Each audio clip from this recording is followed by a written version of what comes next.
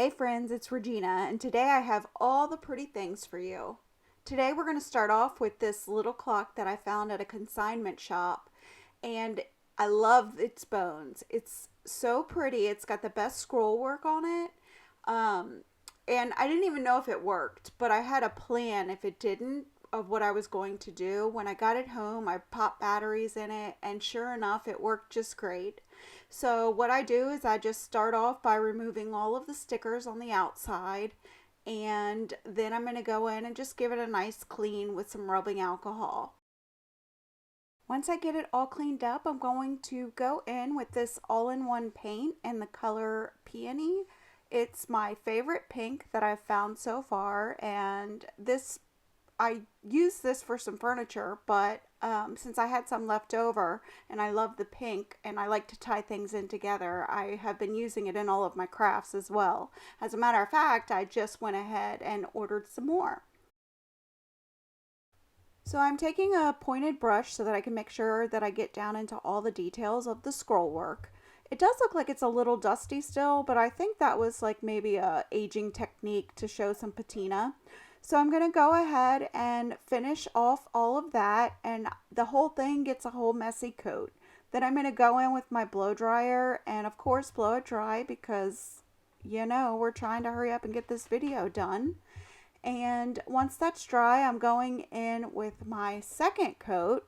I think I just do two and then go in. No, I think my second coat I just tried to go into the details of all the scroll work, and then I took my little sponge brush and I'm kind of just going over top of all of the brush strokes so that you don't see them as much.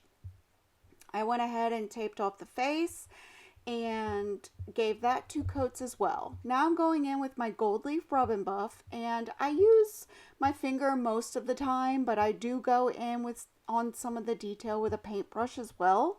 And I'm just going to hit all of the highlights because I don't know about you, but pink and gold just, it does it for me. It's so romantic feeling. I love it. That's how I've, done my master bedroom with a nice romantic pink and gold feel. I think it turns out absolutely pretty. Now you won't see it, but I did go over the entire face of the clock. You'll see that in the end.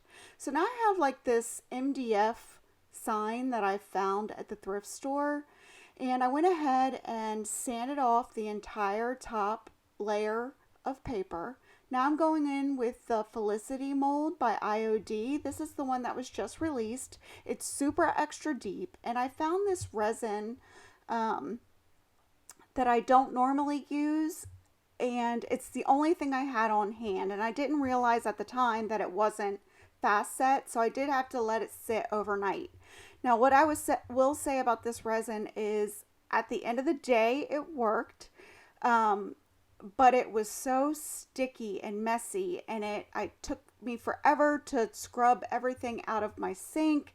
And if you're going to use it, make sure you use something disposable that you can throw away, whatever you stir it with, a disposable cup.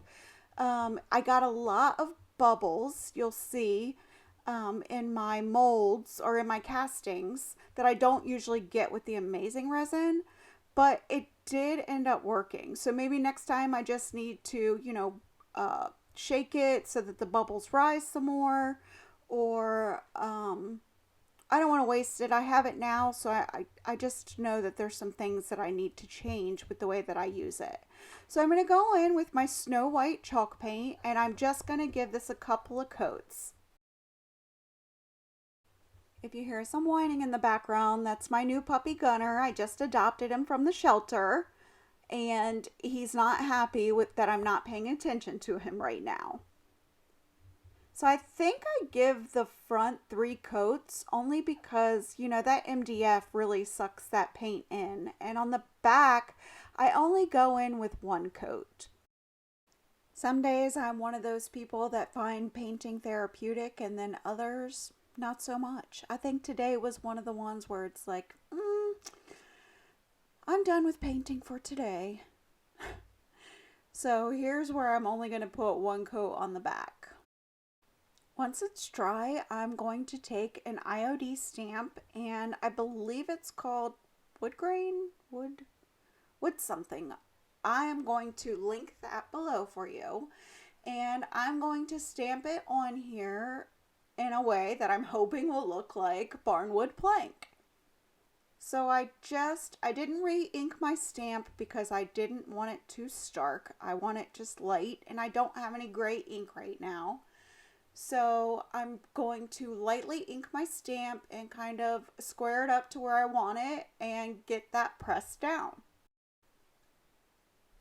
Once I get it pressed down, I want to hold it with one hand, and then with the other hand I'm going to try to smooth down the details without moving it around. And now that I have my first impression, I'm going to go in and finish the pattern all the way through to the other side. I'm just going to line it up, which is super easy. Get that pressed down. Try to hold it still with one hand so that you don't smush it around and smear it. And even if you do, it's okay. So now I'm going to tape off the edge where it has that thick seam line, and then I'm going to go in and re-ink the stamp underneath. Then I'm going to go and decide where I want it lined up. You know, it's wood. It doesn't have to be perfect. That's what's so great about this stamp. And I'm going to get that pressed down, re-ink, and go in and do the other side. Flip it, and I'm ready to finish. So I do the same thing. I ink up the stamp lightly and go ahead and get that pressed down without smearing it. I love that this stamp gives us the opportunity to make it look like real wood. This could be used in so many different ways, and I can't wait to continue to use it. It's pretty exciting. So now what I'm going to do is it also comes with some little knot holes, and I'm just gonna get a couple of knot holes on there. There's no rhyme or reason here, just go for it. It's Mother Nature, it's a knot hole. You put it wherever you want it. Once I get my knot holes on, I'm going to go ahead and wipe my stamps back and put those away. And then I'm going to give this a really good scuffed sand so that it just looks a little bit more aged and a little less black. Now I'm going in with my castings with that color peony again, and I'm going to paint all three of them in that color. It helps to have a pointed paintbrush when you have so many details, just because it helps you pounce down inside of those details. And here I'm showing you how you can see all of those bubbles in that resin that I used, and then I casted this with the Amazing Casting Resin, and there's not nearly as many bubbles, and you can just see how much smoother it is. So it is definitely more expensive, but hey, it sets up quicker, and you know, it just looks a lot better. So now I'm going to take my gold leaf rub and buff again, and I'm going to go over each of these molds or castings and just rub that all over all of the raised details to kind of make those pop.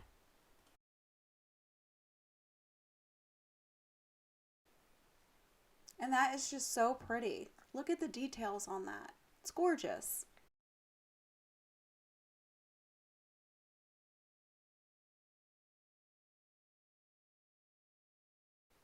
Now once we get that done, and I'm going to set those aside to dry, the rub and buff dries really quick, and when you go to rub your finger back on, it's not going to come off in your hands.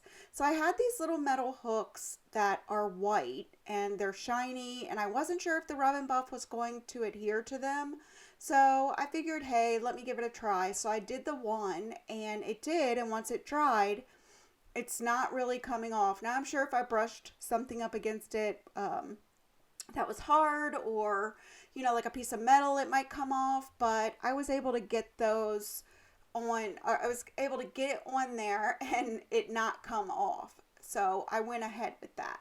Now I'm going to take my Titebond Quick and Thick, and I'm going to glue our molds down on the board. I get my measuring ruler out just so I can make sure I'm kind of putting those a little bit even. It doesn't have to be perfect. I usually eyeball these things, but it was right there. I'd used it with the stamp, so I'm going to go ahead and get our glue and get it pressed all the way to the edges and get those put on. Now, certainly if you don't have resin or you don't have molds or don't have the money to spend on molds, they have, you can find them on Amazon, or I've even seen them at the big box stores where they're just wooden carved out pieces of florals and scrolls and would, absolutely work perfect just for these things like this.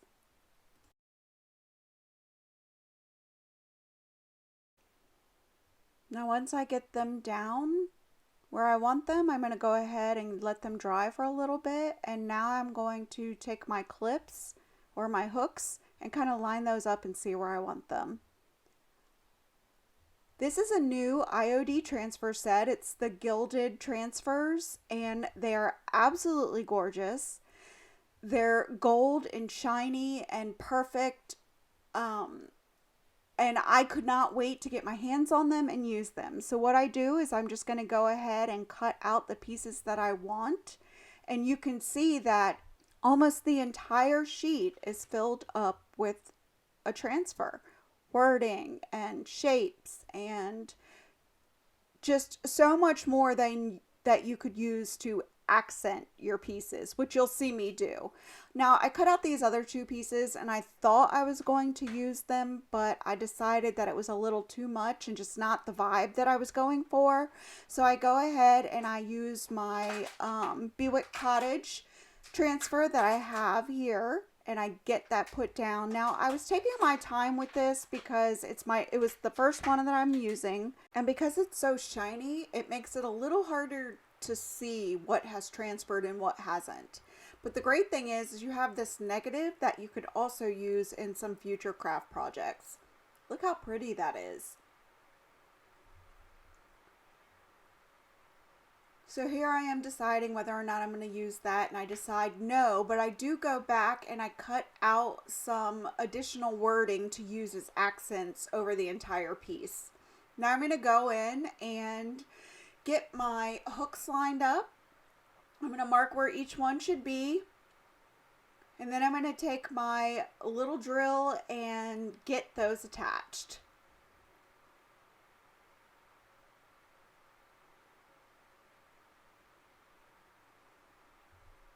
Once they're attached, I go in with some Rub and Buff and I just put it on a little brush and I tap it over top of the screws, let that dry a little bit, and then I go in with a second coat and tap that additionally over top of the screws so that you can't tell that they're silver.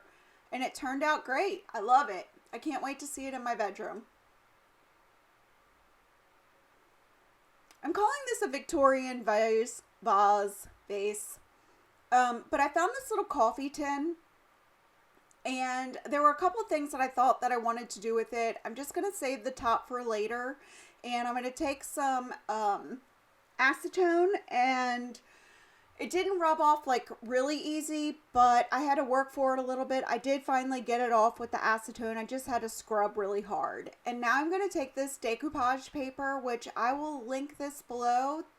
I believe I got it at decoupagenapkins.com or something like that. And I'm just going to take a wet paintbrush, go around the image itself, and the wet paintbrush will just moisten the paper enough so that you can rip it, because it doesn't need to be perfect, right? It's white background, it's a white tin. You're not going to really see the edges of it once I get it put down on this tin. Once I get it lined up, then I will take some Mod Podge and get a starter strip going. So I'm just going to put a thin layer and get my starter strip put down. Then I'll get that just kind of smoothed down a little bit. I'm going to take my mister bottle and I'm just going to mist the decoupage paper and continue to put some Mod Podge down. And then I'm going to go ahead and smooth it down. Now what it does, the water will actually kind of relax the paper a little bit so you don't get as many bubbles as you normally would.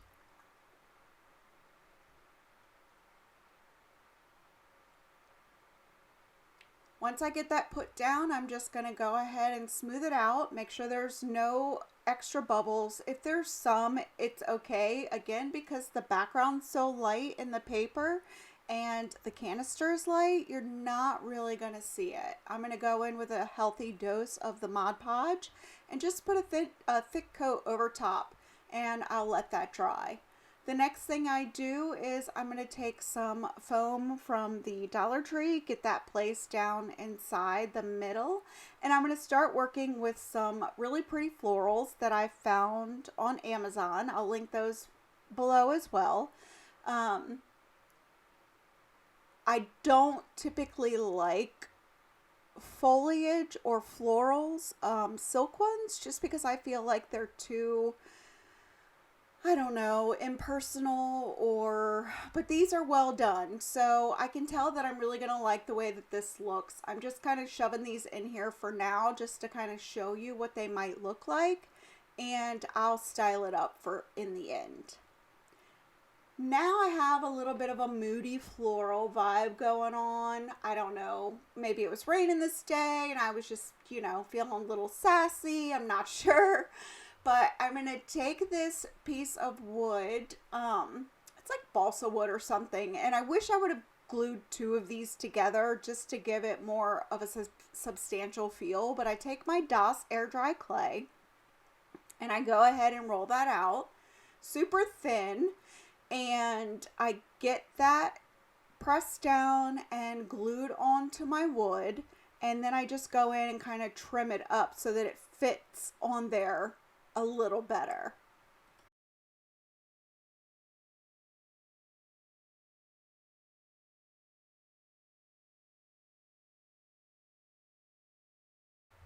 Now I'll take my Titebond Quick and Thick and put a thin layer on top just so that I can get that adhered to the wood. If you guys are still hanging out with me, please leave me a little floral emoji or give me a thumbs up, a comment, something that will help make my channel grow. I appreciate it. Alright, now that I have that down, I'm going to take this rose off the Iron Orchid Designs Antiquities stamp, and I'm going to just line this up and impress that down into my clay.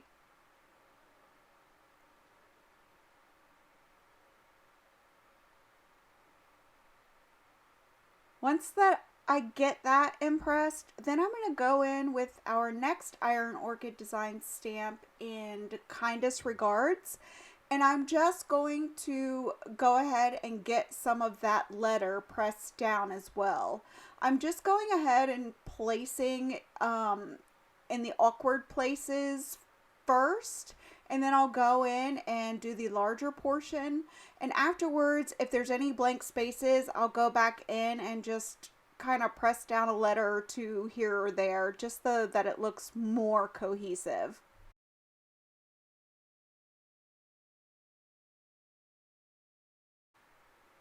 Now I'm going to go in with one of the Iron Orchid Designs Trimmings molds. I will link which one it is below or label it.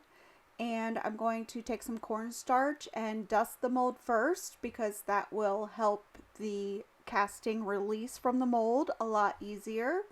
If you don't have cornstarch, you can also try to put it in the freezer, and that seems to help as well. Once I get that cleaned up, I'm going to flip it over and just start to peel it back slowly, and it will release from the mold.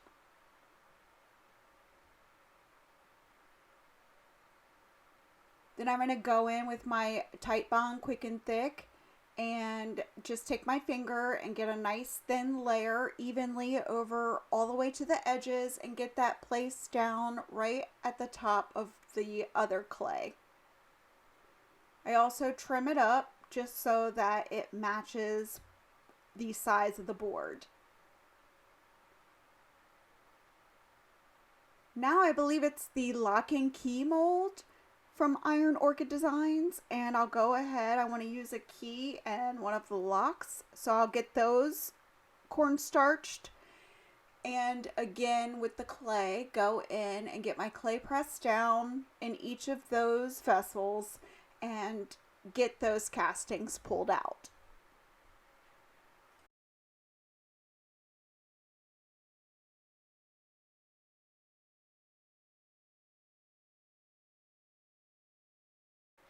Is everyone else like me? It depends on the project whether or not you're going to use the resin versus the clay, or do you like clay versus the resin? Tell me your thoughts.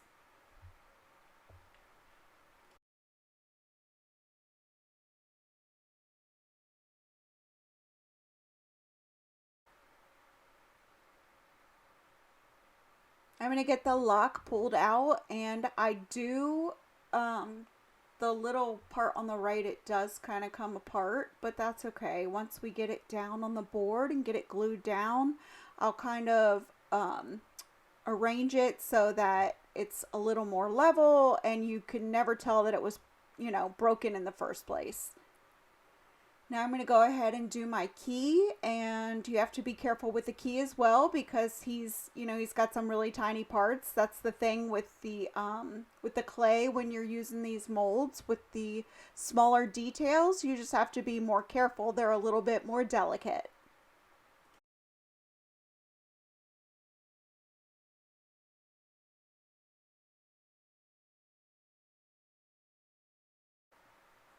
Once I get him done, I'm going to pull him out, but I don't necessarily want to glue him down yet because I'm not exactly sure where I want his placement.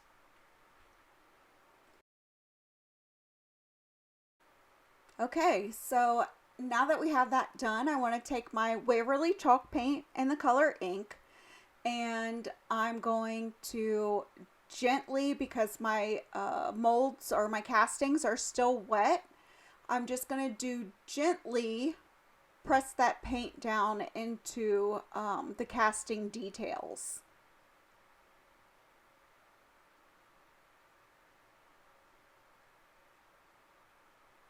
I'm only going to give this one coat at first, and then I'm going to let it dry. The clay is going to shrink, and you can see here the white spots. That's where the clay shrunk. So now I know where I need to go in and touch it up. Once it's touched up and dried, now I'm going to do some dry brushing over top of my impressions. I'm going over this really, really lightly in the beginning because remember, if you go too heavy, you can't take it off. But if you start slow and build upon each layer, then you know that, you're safer. It's not something that you can go in and fix again. You'd have to go back and paint it black and then go back and do the dry brushing again. And dry brushing is literally just getting paint on your brush and then wiping it almost till it's completely off and then painting over your surface. So I believe this is from the Brocante Transfer bundle from Iron Orchid Designs, and I've kind of taken just some bits and pieces of different florals that I want to use, and I'm going to get those pressed down. You remove it from the carrier sheet and press it up against your project, and then you're going to take the little tool and rub that down. And as you peel back, if you see there's still a piece on the carrier sheet, you just put it back down, rub it again, and then pull it off. And then you can take your finger and rub it down, or you can take a piece of the plastic and rub it down some more just so that there's no bubbles. And that's called burnishing. So now I'm going to remove that from the carrier sheet. I'm going to place this where I want it. Again, I'm going to take my tool and rub that down. Slowly peel back the plastic, making sure everything is staying down, and then I'll go back in and burnish over top of that to make sure there's no air bubbles and it will stay attached to my project.